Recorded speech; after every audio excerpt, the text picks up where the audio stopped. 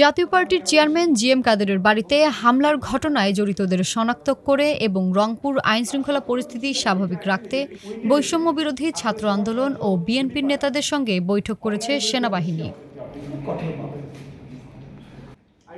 পহেলা June শনিবার রাত 12:30টার দিকে রংপুর স্টেডিয়ামের অস্থায়ী সেনা ক্যাম্পে বৈঠকে বৈষম্য বিরোধী ছাত্র আন্দোলন এবং বিএনপির নেতারা উপস্থিত হন। বৈঠকে অংশ নেওয়া নেতারা হামলার ঘটনাকে দুঃখজনক বলে উল্লেখ করেন। আওয়ামী লীগকে ফেসিস্ট করার সিঁড়ি হিসেবে কিন্তু কাজ করেছে, আমরা বলে আসতেছি জাতীয় পার্টি। এই জায়গা থেকে জাতীয় পার্টি গত 29 তারিখেও আওয়ামী লীগের সাথে প্রোগ্রাম করেছে এবং আপনারা দেখবেন যে সাবেক মেয়র উনি যে ওনার মেয়রের পদটা পরিবহন করছে, সেই জায়গায় অনেকগুলো কাউন্সিলর ছিল যারা আওয়ামী লীগের রাজনীতির সাথে জড়িত ছিল, তারা পলাতক আছে তাদের রাজনৈতিক অবস্থান থেকে, কিন্তু তাদের স্ত্রীরা এই প্রোগ্রামটাতে বসেছিল।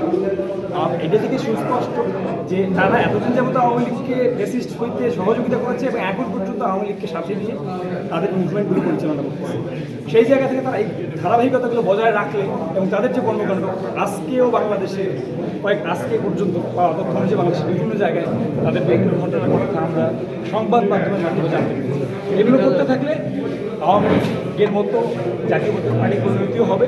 দেশের মানুষের মতামত সেই জায়গায় চলে যাচ্ছে এবং আমাদের অবস্থান সেই জায়গাতেই থাকবে যদি তারা তাদের এই কর্মকাণ্ডগুলো জ্ঞানটা বেশি। এ বিষয়ে সেনাবাহিনীর ৭২ পদাতিক ব্রিগেডের commander brigadier general Humayun Kaiyum বলেন, রাজনৈতিক কর্মকাণ্ড নিয়মের মধ্যে পরিচালিত হবে। বেআইনিভাবে বাধা সৃষ্টির মতো কর্মকাণ্ড শুধু রংপুর নয়, বাংলাদেশের কোথাও করার সুযোগ নেই। সাম্প্রতিক সময়ে ঘটনা ঘটেছে, যারা দোষী তাদেরকে চিহ্নিত করার জন্য আমরা প্রয়োজন ছিল এবং আজকে খুব সানন্দে এই দুটো দলের যারা কর্ণধার তারা এসছেন, এসে তাদেরকে নিয়েও এসছেন এবং তারা বুঝতে পেরেছে যে তারা কাজটা ভালো করেনি। অ্যাকচুয়ালি অনেকের ইচ্ছাও ছিল না, আবেগবশত করেছে, তারা বলেছে আজকে কথা দিয়ে গেছে, দে ফিল সরি। তারা বলেছে যে ভবিষ্যতে এই কাজ শুধু রংপুরে কেন, ইনশাল্লাহ বাংলাদেশের কোথাও হবে না এই দুটো দলের মাধ্যমে অন্তত।